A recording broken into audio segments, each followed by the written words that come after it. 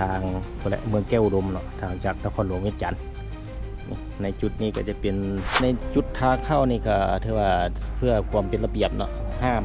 ทิ่มขี้เหงื่อลงลุ่มก็เฮ้ยก่อนเลยเจอปลาพูดปลาไทยเป็นจังไดงามบ่พี่น้อง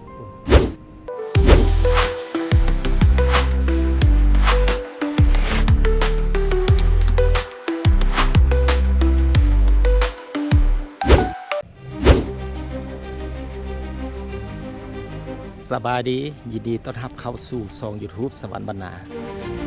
มื้อนี้เป็นมื้อพักมื้อพรพี่น้องที่ว่าเป็นวันเสาร์วันที่1เดือน3ปี2025มื้อนี้ก็ทีมงานช่องสวรรค์บรรณาจะนำพาท่านผู้ชมมารับชมสถานที่ท่องเที่ยวคือว่าอยู่เขื่อนน้ำเงิม1เนาะทาราดมื้อนี้ก็จะไปรับชมเบิ่งปลาอยู่กองเขื่อนแล้วหลังจากนั้นก็จะได้ขึ้นไปพูดแหละไปหน้าเขื่อนเพื่อไปรับชมบรรยากาศในมื้อพักมื้อพรพี่น้องก่อนจะไปติดตามรับชมก็ขอฝากกดไลค์กดติดตามกดกระดิ่งแจ้งเตือนช่องสวรรค์บรรณาเด้อพี่น้องนี่จะพาชมไปฝึกปลาอยู่กองเขื่อนก่อนไปรับชมนี่ก็คือถ้าผู้ชมเห็นท่านก็เป็นจะทางมาแต่ทางเมืองแก้วอุดมเนาะทางจากนครหลวงเวียงจันทร์ในจุดนี้ก็จะเป็นภาพบรรยากาศกองเขื่อนน้ำงืม1ที่ทาราดแขวงเวียงจันทร์พี่น้อง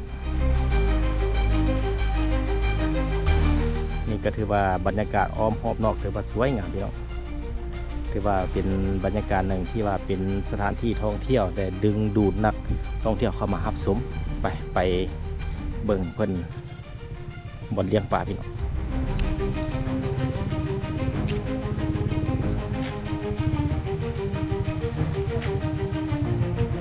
ซื้อกี่แล้วเจ้านี่ก็จะเป็นจุดชมวิวเขื่อนน้ำเงิม1จุดให้อาหารปลาพี่น้องนี่จุดให้อาหารปลาอยู่ไหนเข้าไปเบิ่งใกล้ๆพี่น้อง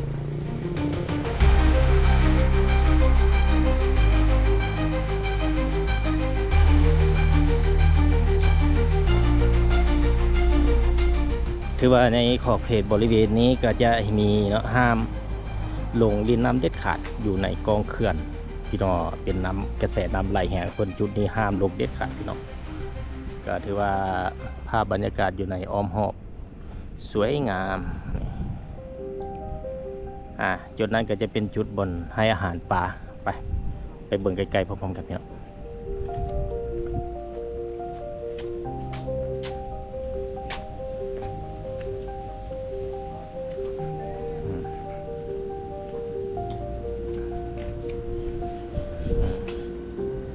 อยู่ในบริเวณทางเข้านี่มันก็จะมีการขาย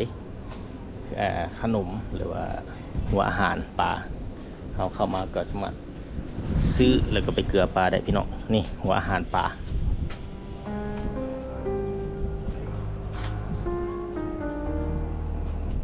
ขายหัวอาหารปลาไปเบิ่งใกล้ๆถือว่าในจุดทางเข้านี่ก็ถือว่าเพื่อความเป็นระเบียบเนาะห้ามทิ่มขี้เหงื่อลงลุ่มและน้ำเด็ดขาดถือว่ารักษาสิ่งแวดล้อมสวยๆกันพี่น้องก็จะมีแขกท่องเที่ยวมาอยู่ดูในนี้เพื่อเบิกปลาโอ้ยเกิดตลอดเฮ้ยก่อนเลยเจอปลาพูดปลาไทยจริง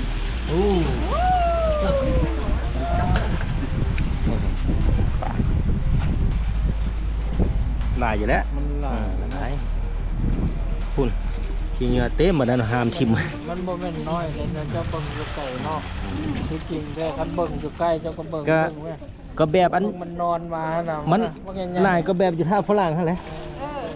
อันเดียวกันมันก็บ่ย่านคนเด้ไปใกล้กันเลยมันได้กินเวลาป้อนแล้วเคาะแม่บัดหน้าเฮาบ่ป้อนเฮามาเคาะมันก็สิมาคือกันมันได้ยินเสียงแล้วมาจุดนั้นก็เป็นเขื่อนน้ำเงิม1นี่ท่านจะเป็นเขื่อนน้ำเงิมภาคขยายที่ว่าเป็นเขาเจ้าเจาะอุโมงค์อยู่เทิงพุ่นเจาะแล้วก็น้ำปองท่านออกภาคขยาย เดี๋ยว ขอเฮ็ดอีกโห แม่น ว่ะ แม่นเจาะอยู่พุ่นเพราะว่าได้ไปเป็นบริษัทตรงฟ้าเขาจะเฮ็ด ความหมายว่าน้ำพอใส่พอหลาย แม่น น้ำหลาย แม่นชาวบ้านก็ใส่คือกันอืม แม่งเบิดหน่อย ก็เลยเขา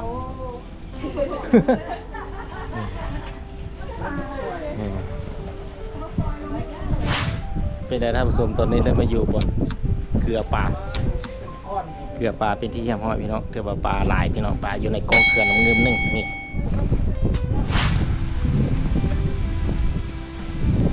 จะเอาผ้าภายนอกมาให้สมเพื่อเดี๋ยวมาน้ำเคี้ยวงามพี่น้องก่อนอื่นต้องขอบใจ FC นะครับทุกคนที่ให้การสนับสนุนช่อง YouTube สวรรค์บรรณาด้วยดีเสมอมาเด้อในจุดนี้ก็จะมีแขกทางภายในและต่างประเทศก็ฮับฮู้แล้วก็เลยมาท่องเที่ยวฮับชมป่าในธรรมชาติที่อยู่ในกองเขื่อนน้ำเงิมหนึ่งนี้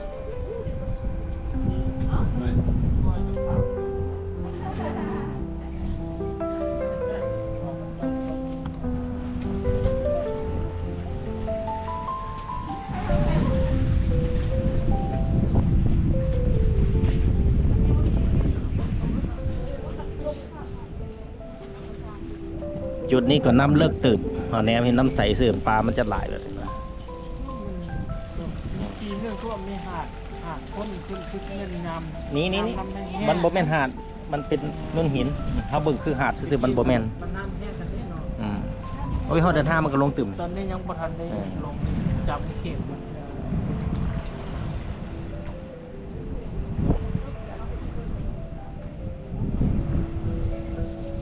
ตอนแรกมันจะอิ่มเลยประมาณ โอ้มันยังคนเต็มเลย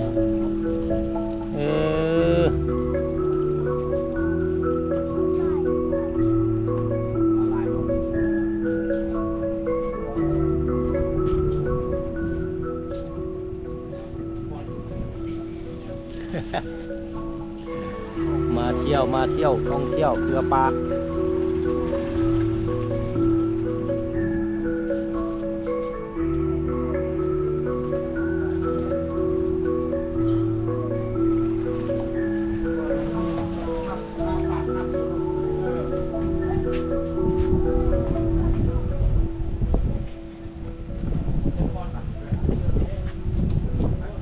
ภายหลังที่ฮับสมปลาเราจะนำพระธาตุผู้สมไปฮับสมอยู่ทางเบื้องนั้นพี่น้องย่างไปเบิ่งอีกรอบหนึ่งไป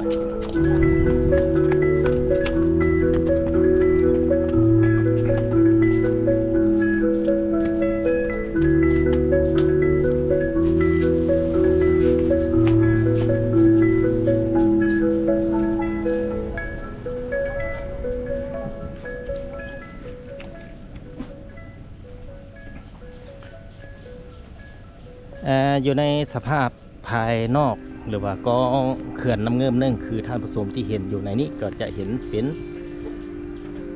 การตกแต่งถือว่าสถานที่สวยงามและสะอาดงามตาพี่น้องซึ่งเป็นสถานที่หนึ่งที่หลายคนฮู้จักในเขื่อนน้ำเงิมนึ่งที่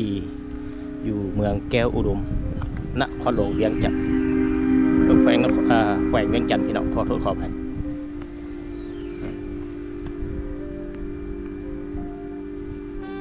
บรรยากาศคือท่านผู้ชมเห็นอยู่ในปัจจุบันนี้เด้อพี่น้องก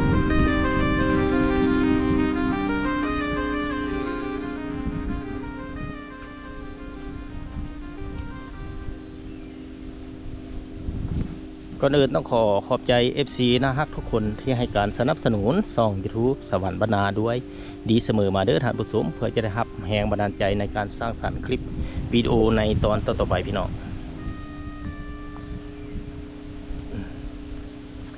คือจุดนี้ก็จะเห็นเป็นบ่อนนั่งที่ว่าถ่ายรูปมาฮอดแล้วมานั่งถ่ายรูปจุดนี้ก็จะเห็นว่าฮอดแล้วเด้อเขื่อนน้ำเงิมหนึ่ง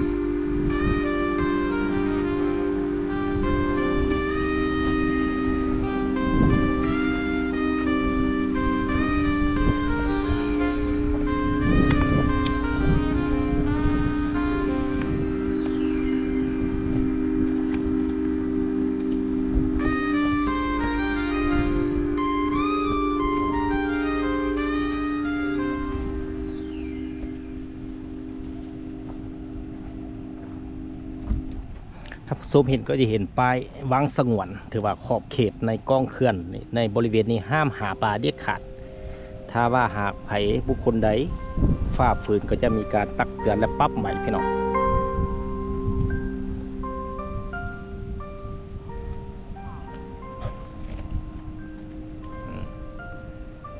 เป็นยังไงงามบ่พี่น้องสวยงามพี่น้องที่ว่าก็ผ่านมาก็เคยเห็นแต่อยู่ในวิดีโอในรูปก็บ่ได้เคยมาใกล้ๆแบบนี้พี่น้องมื้อนี้มีโอกาสมือพักมือผ่อนวันที่1 เดือน 3 2025ก็เลยว่าได้นำพาผู้ชมมารับชมในสถานที่ท่องเที่ยวกองเขื่อนน้ำเงิม1พี่น้องในตอนที่1นี้จะนำพาท่านผู้ชมมาชมในสภาพกองเขื่อนตอนต่อไปจะขึ้นไปถึงเขื่อนที่ว่าเพิ่นปรับปรุงใหม่สถานที่ท่องเที่ยวนั้นพี่น้องตอนต่อไปจะนำพาท่านผู้ชมไปรับชมตอนนั้นพี่น้องตอนนี้เลาะเบิ่งอยู่ในกองเขื่อนก่อน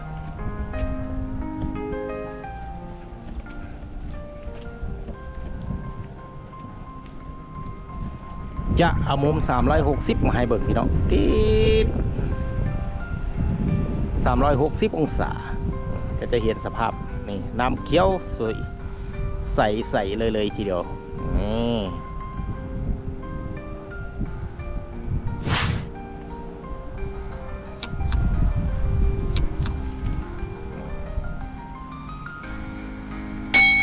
ครบ360องศาพี่น้อง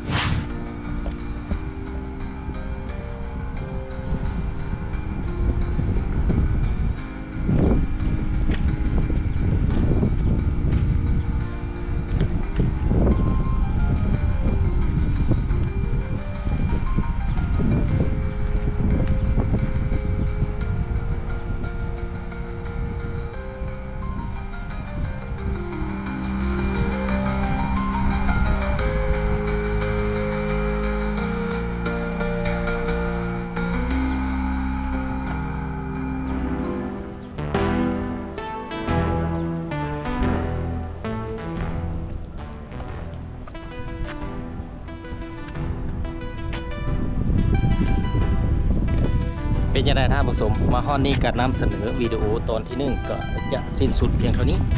ไปติดตามตอนต่อไปพี่น้องขอขอบใจที่ติดตามชม